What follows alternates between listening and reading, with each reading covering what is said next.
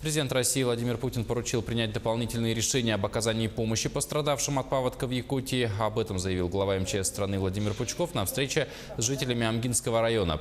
По его словам, все пострадавшие в результате паводка получат материальную помощь из резервного фонда правительства страны. Пучков отметил, что все, кто был зарегистрирован по месту жительства, материальную помощь получат автоматически. Для остальных механизмы подготовки документов для получения помощи упростят.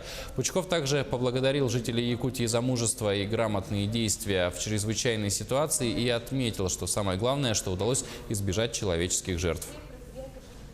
Планируется адресная помощь и поддержка каждому пострадавшему из соответствующих резервов Республики Саха-Якутия и из резервного фонда правительства Российской Федерации, которым регламентировано оказание материальной помощи пострадавшим в зоне чрезвычайной ситуации, а также компенсации за частичную или полную утрату имущества первой необходимости.